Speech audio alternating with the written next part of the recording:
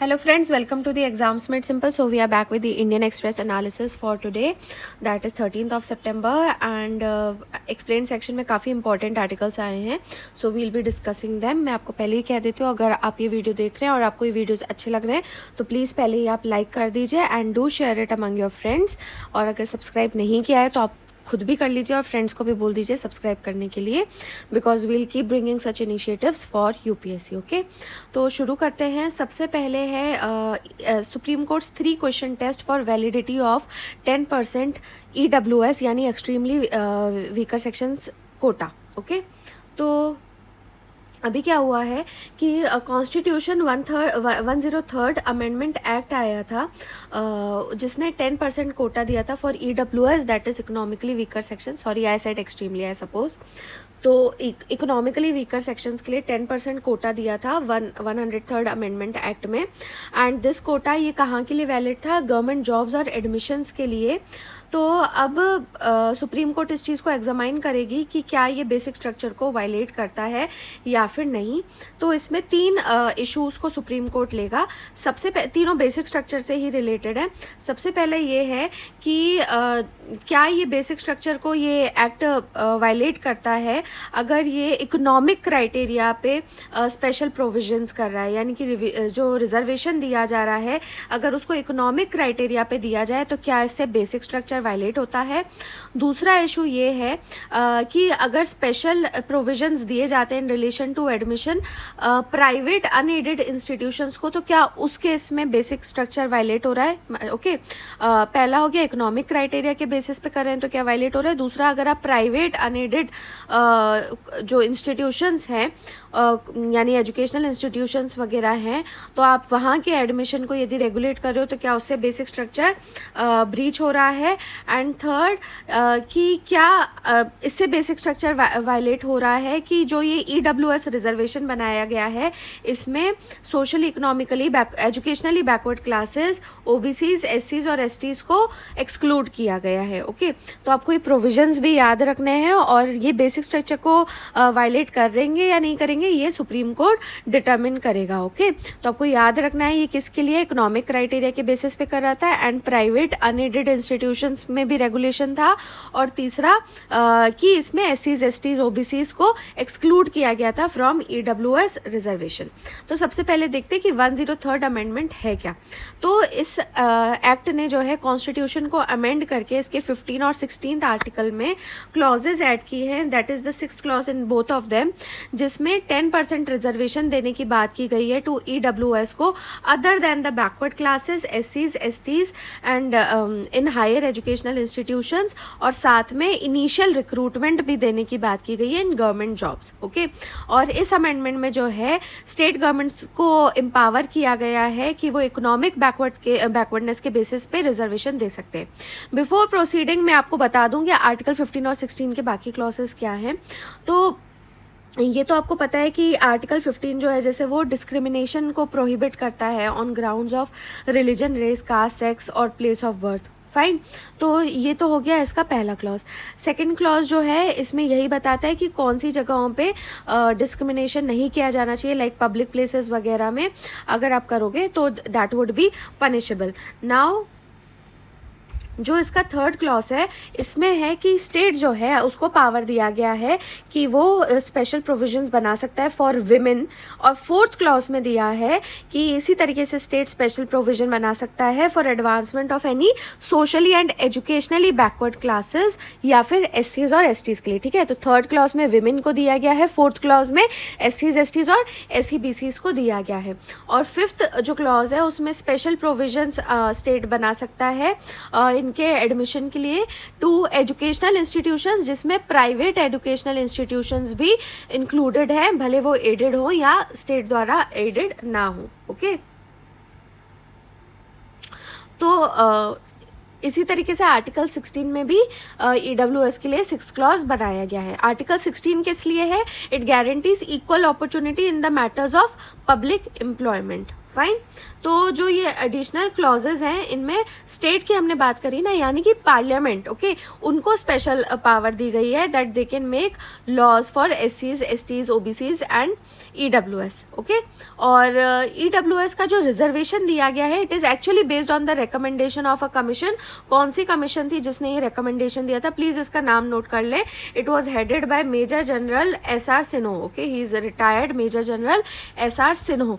तो सिन्हो कमीशन ने रिकमेंड किया था कि जितने भी बिलो पावर्टी लाइन की फैमिलीज हैं जनरल कैटेगरी के अंदर, ओके, हमने पहले ही बोला कि SCs, STs को इसमें एक्सक्लूड किया गया है। तो जनरल कैटेगरी में जो BPL से नीचे की जितनी फैमिलीज हैं जिनको फिर टाइमली नोटिफाई किया जाता है, और इसके अलावा ऐसी फैमिलीज जिनकी एनुअल फैमिली इनकम जो है सारे सोर्सेज से मिला के वो टैक्सेबल लिमिट से कम आती है, ऐसी सारी फैमिलीज को EBCs यानी इकोनॉमिकली बैकवर्ड क्लासेस आइडेंटिफाई करना चाहिए। किसने कहा था, याद रखना, सिन्हो कमीशन ने। अब सवाल यह आता है कि EWS स्टेटस जो है उसको कैसे डिटरमिन किया जाता है। तो अभी ये EWS को डिटरमिन करने का क्राइटेरिया नोटिफाई किया था DOPT ने इसी अमेंडमेंट एक्ट के बेसिस पे, and it was notified on January 31, 2019। अब इस नोटिफिकेशन में कहा गया है कि ऐसा इंसान जो कि रिजर्वेशन में इंक्लूडेड ऑलरेडी नहीं है as an SC, ST, OBC, या फिर जिसके फैमिली की gross annual income, okay, remember gross annual income is less than 8 lakh, तो उसको आइडेंटिफाई किया जाएगा एज EWS। उसको इकोनॉमिकली वीकर सेक्शन में आइडेंटिफाई किया जाएगा और उसको रिजर्वेशन का फ़ायदा मिलेगा। और इसमें इनकम की भी डेफिनेशन बताई है, और इसमें ऐसे लोगों को भी एक्सक्लूड किया गया है कि उनकी फैमिलीज के पास में अगर कुछ स्पेसिफाइड एसेट्स हैं तो।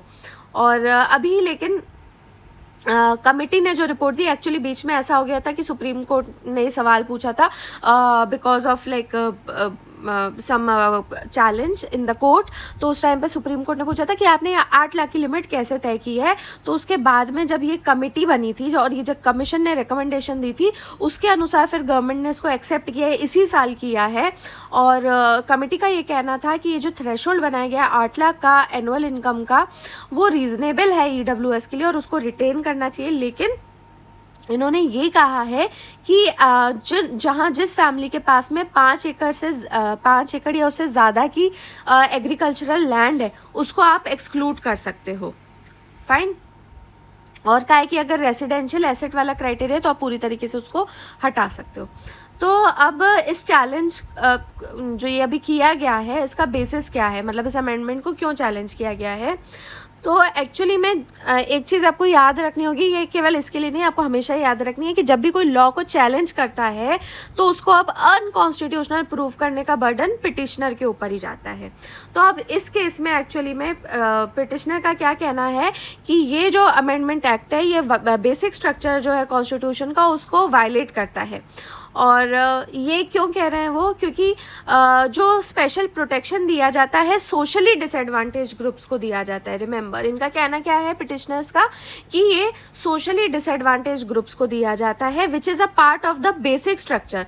और अब आप क्या कर रहे हो, आप सोशली डिसएडवांटेज से हट के आप सोल क्राइटेरिया बना रहे हो इकोनॉमिक स्टेटस को, जो कि बेसिक स्ट्रक्चर को ब्रीच करता है। अब दूसरी, ये पहली चीज़ इन्होंने कही है। इसके अलावा इन्होंने ये भी कहा है कि जो सुप्रीम कोर्ट की 1992 में रूलिंग आई थी इंदिरा साहनी केस में, तो वहाँ पे कहा गया था मंडल रिपोर्ट को अपहेल्ड किया गया था और कहा था कि रिजर्वेशन को कैप किया जाए 50%, यानी मैक्सिमम 50% रिजर्वेशन होना चाहिए। तो उस टाइम पे कोर्ट ने ये कहा था कि इकोनॉमिक बैकवर्डनेस जो है वो एक सोल क्राइटेरियन नहीं हो सकता है किसी भी क्लास को बैकवर्ड क्लास कहने के लिए। इसके अलावा और क्या चैलेंज किया है, ये चैलेंज है पिटिशनर्स का on behalf of private unaided educational schools.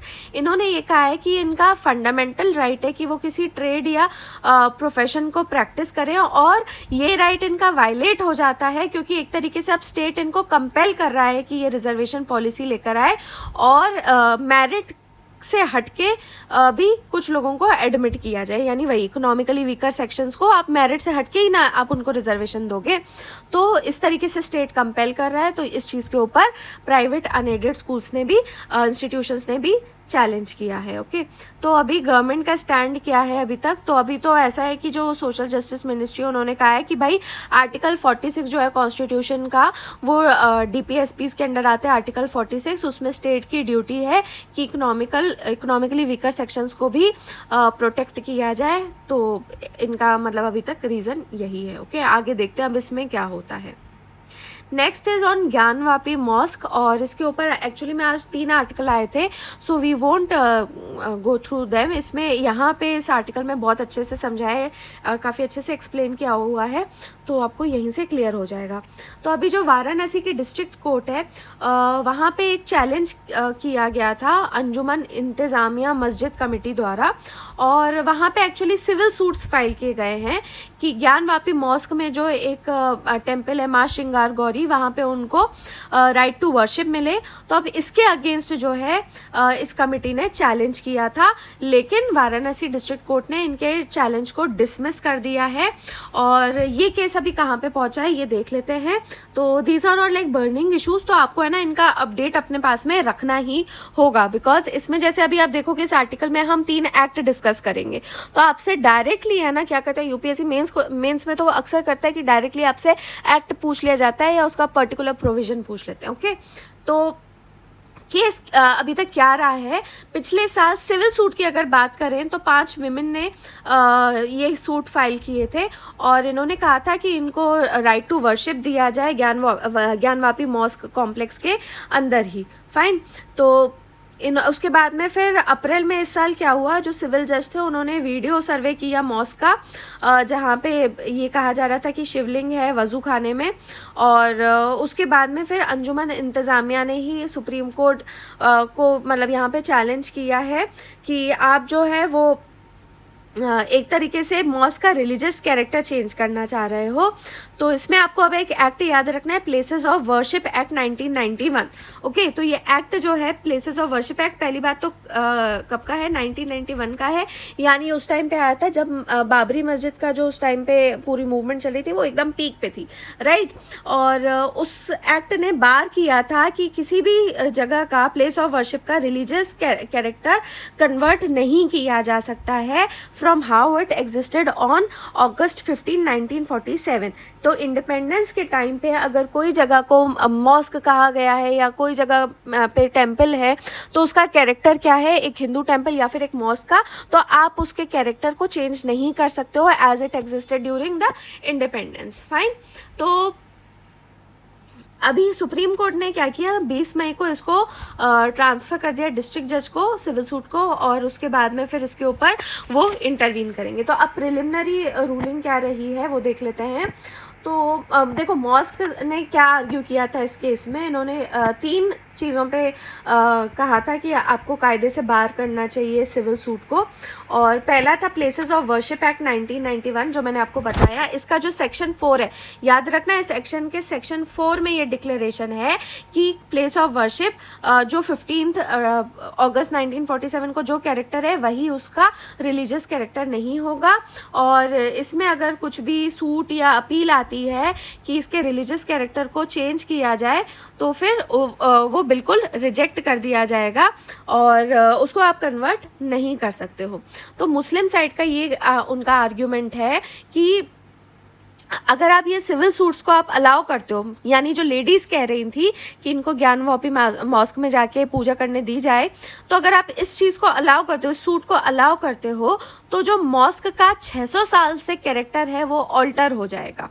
और हिंदू पिटिशनर्स का ये कहना है कि भाई 1993 तक तो रेगुलर प्रेयर्स की ही जा रही थी और 1993 के बाद से उनको साल में 1 दिन दिया जा रहा था कि वहाँ पे जाके प्रे किया जाए। तो आप ये कैसे कह सकते हैं कि मतलब पूरे के पूरे उस प्रेमाइस का कैरेक्टर जो है वो मॉस्क की तरह और उसको ऑल्टर किया जा रहा है। ओके, तो इस आर्ग्यूमेंट के ऊपर रिलाय करते हुए इसलिए मतलब 15 अगस्त के बाद भी जो ज्ञानवापी मॉस्क था उसमें प्रेयर अलाउ की जा रही थी और इस वजह से कोर्ट ने ये कहा है कि इस बेसिस पे इसमें आप सिविल सूट को चैलेंज नहीं कर सकते हो और उनको पूरा अधिकार है कि वो सूट तो देखो फाइल कर ही सकते हैं। और इसके अलावा इसमें एक और इम्पॉर्टेंट चीज़ जस्टिस DY चंद्रचूड़ ने कही है, ऑब्जर्व की है कि देखो आप कन्वर्ट करने की बात कर रहे हो ना, पर यहाँ पे तो अभी उस जगह का रिलीजियस नेचर को पता किया जा रहा है और 1991 तक तो ये मतलब पता ही नहीं था, है ना। तो अब इनका कहना ये है कि किसी जगह का कैरेक्टर यदि पता है उसको आप चेंज करो तो वो अलाउड नहीं है, लेकिन अगर आपको प्रॉपर पता ही नहीं कि वो एक्चुअली में मॉस थी जो आप 600 साल से कह रहे हो या इतने साल से यहाँ पे पूजा होती आई है, तो उसका कैरेक्टर टेम्पल का है, तो हाउ कैन यू डिटरमिन, तो इस चीज़ के ऊपर आप इसको बार नहीं कर सकते हो। फाइन। तो अब कोर्ट का काम क्या रहेगा, इनको ये देखना पड़ेगा 1947 के पहले इसकी सिचुएशन क्या थी। अब सेकेंड एक्ट जिसके तहत ये बोल रहे हैं, मुस्लिम कमेटी कह रही है कि इसको बार करना चाहिए, is the Waqf act of 1995। तो इन्होंने ये कहा है कि ये जो सिविल सूट है उसका मैटर है एक वक्फ प्रॉपर्टी, और जो वक्फ एक्ट आया था 1995 का, उसके सेक्शन 85 के अनुसार केवल वक्फ ट्रिब्यूनल जो कि लखनऊ में है वो डिसाइड कर सकता है कि इस सूट का क्या एक्शन होना चाहिए। ओके। और इन्होंने इस चीज़ को ये बताने के लिए कि ये मॉस्क जो ये वक्फ प्रॉपर्टी पे बना है, इसके लिए 2 सबमिशंस दिए थे। पहला तो इन्होंने कहा था कि ये चीज़ वाराणसी गैजेट में ऑलरेडी पब्लिश हो चुकी है कि ये जो मॉस्क है वो वक्फ लैंड पे बना है, और दूसरा इलाहाबाद हाई कोर्ट ने ये चीज़ कही थी कि जो लैंड बहुत टाइम इमेमोरियल से किसी रिलीजियस पर्पस से यूज़ किया जा रहा है, जैसे कोई मॉस्क हो गया या फिर कोई बरियल प्लेस हो गई, तो वो उसको एक वक्फ की तरह ट्रीट किया जाएगा। लेकिन कोर्ट ने इन 2 आर्ग्यूमेंट्स को भी रिजेक्ट कर दिया है और कहा है कि ये भी है ना मतलब सूट को बार नहीं करते हैं। क्यों? इसका रीज़न उन्होंने दिया है कि पहली बात तो इट रिलाइड ऑन रूलिंग्स, जिसमें ये कहा था कि लेजिस्लेचर का कभी भी ये इंटेंशन नहीं हो सकता है कि मुस्लिम्स को प्रोटेक्ट करने के लिए वो नॉन मुस्लिम्स के राइट को किसी तरीके से दबा दें। ओके। तो इनका कहना ये कि ऐसा एक्ट तो देखो आ ही नहीं सकता है। और वक्फ एक्ट बेसिकली जो आया था, आप कह रहे हो कि वो इस चीज़ को डिसाइड करेगा कि ये हिंदू प्रॉपर्टी है कि मुस्लिम प्रॉपर्टी है, मतलब टेम्पल की है या कहाँ की है, तो वो वक्फ एक्ट नहीं कर सकता है। इसका रीज़न ये है कि ये एक्ट केवल कम्युनिटी के अंदर के डिस्प्यूट्स को सॉल्व करने के लिए बनाया गया है, ना कि बाहर के क्लेम्स को एक्सटिंग्विश करने के लिए कि कम्युनिटी के बाहर कोई भी बोले तो उसको चुप करा दिया जाए। ओके। तो कोर्ट ने कहा है कि वक्फ एक्ट बाहर की कम्युनिटी के मैटर्स नहीं डिसाइड कर सकता है, केवल और केवल विद इन कम्युनिटी के मैटर्स को डिसाइड कर सकता है। दूसरा, इन्होंने ये कहा है कि ये जो लैंड है ये आदि विश्वेश्वर का था सिंस टाइम इमेमोरियल, तो ये वक्फ प्रॉपर्टी हो ही नहीं सकती है। अब तीसरा एक्ट जिसका इन्होंने चैलेंज किया था वो है काशी विश्वनाथ टेम्पल एक्ट 1983 का। तो मुस्लिम साइड ने ये कहा था कि इस एक्ट के अंडर जो टेम्पल लैंड है वो क्लियरली डिमार्केटेड है, और जो बोर्ड ऑफ ट्रस्टीज़ हैं वो भी इस केस में उन लोग भी इंटरफेयर नहीं कर रहे हैं। तो कोर्ट ने फिर से इसका जवाब दिया कि जो सेक्शन 4 है, again section 4 of this act, उसमें टेम्पल की डेफिनेशन दी गई है, तो उसमें कहीं पे भी मॉस्क के प्रेमाइसेस को बार नहीं किया गया है। तो एक तरीके से इन्होंने बोला है कि वो जो पूरा प्रेमाइस है वहाँ पे टेम्पल भी हो सकता है या कोई और प्रॉपर्टी भी हो सकती है, लेकिन इसमें ऐसी कोई भी डिलिमिटेशन वाली बात नहीं की गई है। ओके। तो एक तरीके से तीनों जो इन्होंने चैलेंजेस किए थे उसको इन्होंने रिजेक्ट कर दिया है। फाइन। तो लास्ट आर्टिकल इस कि G7 ने अभी प्लान किया है कि रशियन ऑयल पे प्राइस कैप लगाया जाएगा, तो इसके बारे में थोड़ा देख लेते हैं। और काफ़ी इंपॉर्टेंट इशू है, और रशिया यूक्रेन से रिलेटेड डेली देखो कुछ ना कुछ आएगा, and we have to keep updates on this. Fine. तो अभी क्या है कि जो रशिया का वॉर ऑफ अग्रेशन चल रहा है यूक्रेन में, और उसका ग्लोबल इकोनॉमी पे काफ़ी असर पड़ रहा है, तो उसके चलते G7 कंट्रीज़ और यूरोपियन यूनियन ने डिसाइड किया है कि वो रशिया का जो मेजर सोर्स ऑफ इनकम है ऑयल एक्सपोर्ट्स, उसको टारगेट करेंगे, जिसके लिए प्लान बनाया गया है प्राइस कैप प्लान। सबसे पहले तो G7 की कंट्रीज़ आप लिख लीजिए, 7 कंट्रीज़ जो हैं वो सबसे ज़्यादा वर्ल्ड की प्रॉस्परस कंट्रीज़ हैं। तो US, UK, France, Italy, Japan, Canada and Germany. Okay. तो अब इन्होंने एक जॉइंट स्टेटमेंट निकाला था G7 कंट्रीज़ ने, और इन्होंने कहा था कि जो क्रूड ऑयल का ग्लोबली मैरीटाइम ट्रांसपोर्टेशन होता है वो तभी किया जाएगा जब ऑयल या पेट्रोलियम प्रोडक्ट जो परचेज किया जा रहा है वो प्राइस कैप से कम रहेगा, ठीक है। तो जिन्होंने भी मतलब जो कंट्रीज प्राइस कैप को इम्प्लीमेंट करेंगी और इससे अध्ययन करेंगी वही डिसाइड करेंगी कि प्राइस क्या रहेगा, प्राइस कैप क्या रहेगा, वही कंट्रीज डिसाइड करेंगी। तो जो पूरा क्रूड ऑयल ग्लोबली ट्रांसपोर्ट होगा यानी मैरीटाइम ट्रांसपोर्टेशन होगा वो इस प्राइस कैप से नीचे जब प्राइस रहेंगे तभी अलाउ किया जाएगा, और इससे ज़्यादा अगर प्राइस रहेगा तो अलाउ नहीं किया जाएगा, ठीक है। तो ये भी मतलब ये खुद ही डिटरमिन करेंगे। तो अब ये कैसे होगा, तो इन्होंने कहा है कि जो भी पार्टिसिपेटिंग कंट्रीज थी इस मीटिंग में, G7 की फाइनेंस मिनिस्टर्स की मीटिंग हुई थी, तो इन्होंने कहा है कि आपका काम ये है कि कोई भी ऐसा अगर ऑयल कार्गोज है जो कि प्राइस कैप के ऊपर के प्राइस पे ऑयल को लेकर आ रहे हैं, तो फिर आपको उसकी जो भी वेस्टर्न डोमिनेटेड सर्विसेज हैं जैसे इंश्योरेंस हो गया, फाइनेंस हो गया, ब्रोकरिंग हो गई, नेविगेशन हो गया, आपको कुछ भी अलाउ नहीं करना है, फाइन। तो इन्होंने खुद से ये कैप लगा दिया है, और इसलिए इन्होंने ये कहा है कि अगर आपको ये सर्विसेज लेनी है तो जो भी रशिया से ऑयल शिपमेंट्स आ रहे हैं उनको ये प्रूव करना होगा कि ये जो गुड्स लिए गए हैं वो प्राइस कैप से कम के प्राइस पे लिए गए हैं। तो इसका रिस्पांस ये रहा है कि रशियन प्रेसिडेंट व्लादिमीर पुतिन ने कहा है कि जो मॉस्को है वो एक्सपोर्ट्स को रोक लेगा, विदहोल्ड कर लेगा जो भी मतलब चीपर ऑयल डिमांड करेंगे। तो अब इसकी डेडलाइन वगैरह क्या रहेगी, तो अभी एकदम इमिडिएटली नहीं होगा, ये लगभग दिसंबर के अराउंड किया जाएगा। और इससे पहले भी जो है यूरोप और यूएस डिसाइड कर चुके हैं कि वो रशियन के जो फॉसिल फ्यूल से खासकर ऑयल वगैरह की डिपेंडेंसी बहुत ज़्यादा है, गैस और ऑयल की, तो उसका रिलायंस ये लोग कम करेंगे। तो यूएस ने जो है वो उसने तो है ना पूरे अपने एक्सपोर्ट्स रोक लिए थे, तो पूरा का जो भी वो चीज़ उनके यहाँ पे प्रोड्यूस हो रही थी वो पूरा वो खुद ही कंज्यूम कर रहे हैं। तो मार्च 2022 में कर लिया था, और यूरोप ने भी प्लान कर लिया है कि वो भी ऑयल इंपोर्ट जो है धीरे धीरे इस साल के एंड तक पूरे ख़त्म कर देंगे, ओके, यानी वही सेल्फ रिलायंट हो जाएंगे। इंडिया और चाइना जो है लेकिन वो रशियन ऑयल कंटिन्यू कर रहे हैं परचेज करना, और वो इस बॉयकॉट में शामिल नहीं है। और लेकिन यहाँ पे देखो ये चीज़ बहुत सही कही है कि भले ये ज्वाइन ना भी करें, अगर प्राइस कैप आ जाता है तो ऑब्वियस ही बात है कि सारे ग्लोबल प्राइसेस कम हो जाएंगे, है ना। तो इससे क्या होगा कि एशिया और बाकी कंज्यूमर्स के पास भी जो प्राइसेस आएंगे, ऑयल के प्राइसेस रहेंगे, वो कम ही रहेंगे। So that was all from today. I hope आपको ये अच्छा लगा है, तो please I would request you all again to like and share this video and also subscribe to our channel. Thanks for watching, have a nice day.